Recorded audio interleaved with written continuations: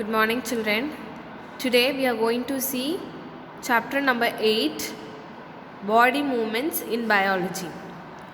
So, in this chapter, first we discussed about the skeletal system and the muscular system of human beings.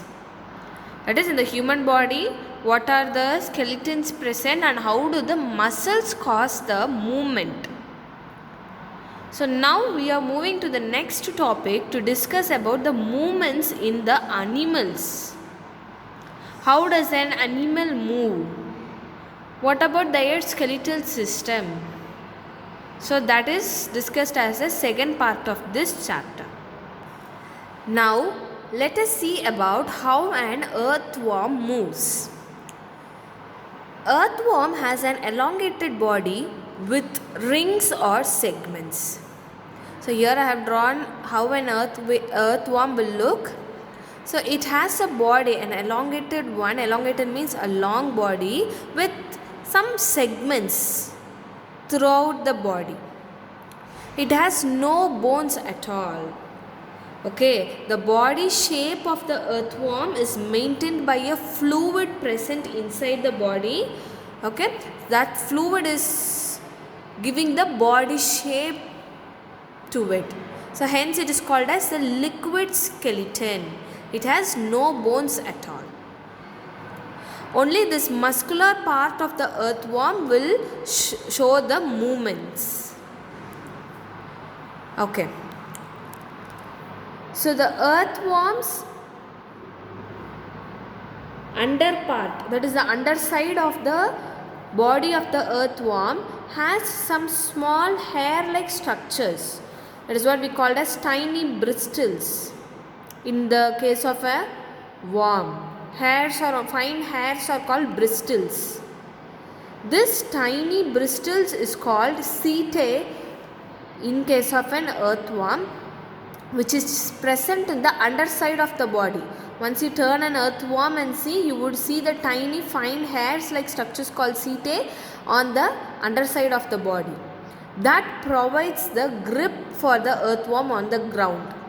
Since it does not have bones, the muscles are only used for showing the movement, and the earthworm has small fine hairs on the underside of the body called setae to give some grip when it moves on the ground. Okay, so now let us see how an earthworm moves without the bones. First, it stretches the front part of its body and it elongates. Can you see here the front part is elongated. The rear part, that is the back part of the body, remains fixed to the ground with the help of the setae. It does not move, only the front part moves. And in the next picture, if you see here, the front part is now fixed. Once it has covered a small distance, the front part will remain fixed there. It has to pull the remaining back part of the body, no? So what does it do? The rear part is pulled forward. That is the image B. I have given the explanation here. Okay? So already the front part is moved while the back part was still fixed on the ground with the help of the setae.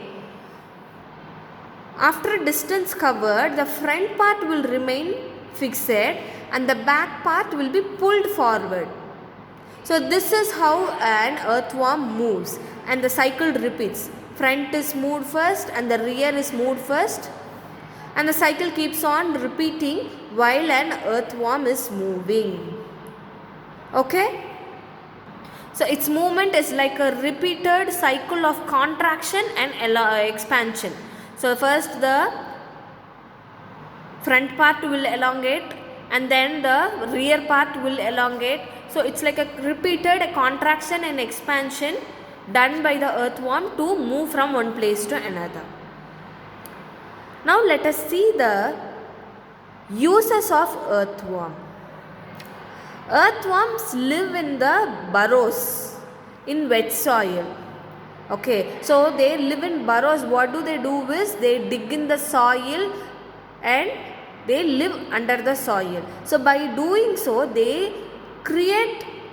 make the soil loose and hollow.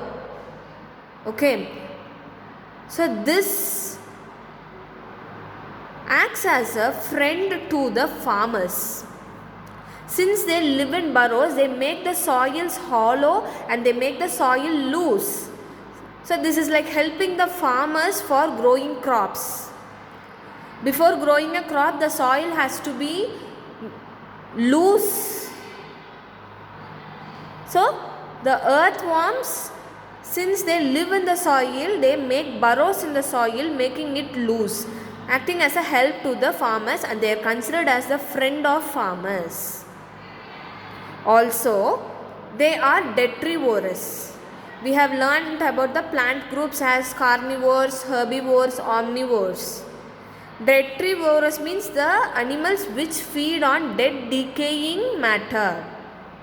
They will eat the dead decaying matter, along with that they eat some part of soil.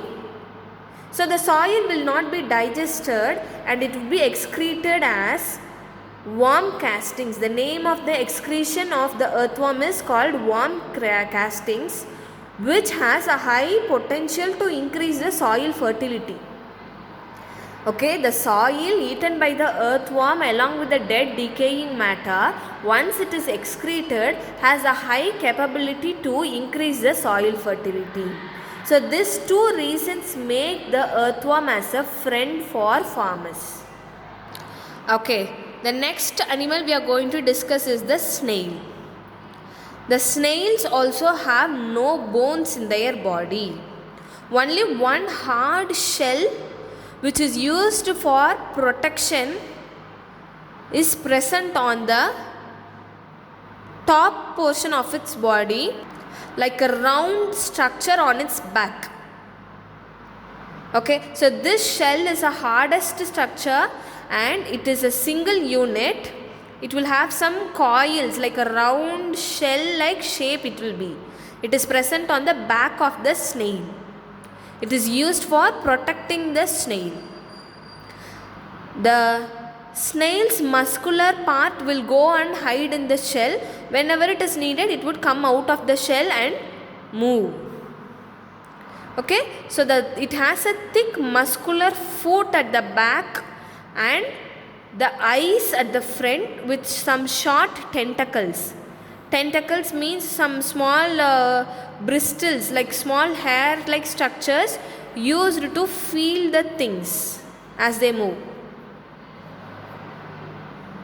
Okay, so the body of the snail has one hard single unit coil. Coil means rotated, like coils means like rotations, like this. Okay, coiled shell, which is the hardest part in the snail body. It gives protection to it. Whenever needed, the muscle part will come out of the shell and move. Okay, so this is a slow moving animal. It has no bones. It has the eyes and the short tentacles to feel things as it moves in the front part of its body, and in the back part it has thick muscular foot.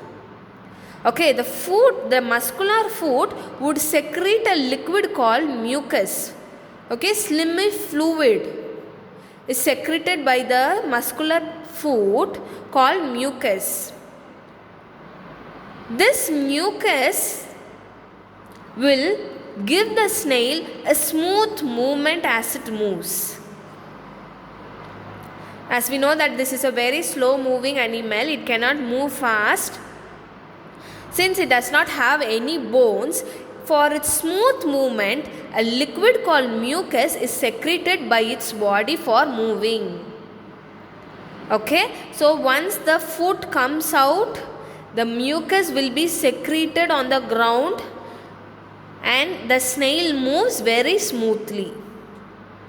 So its movement is like a wave. They are representing it like resembling it like a wave. It moves like a wave. Okay? So when it moves like a wave, the shell is also dragged along with it.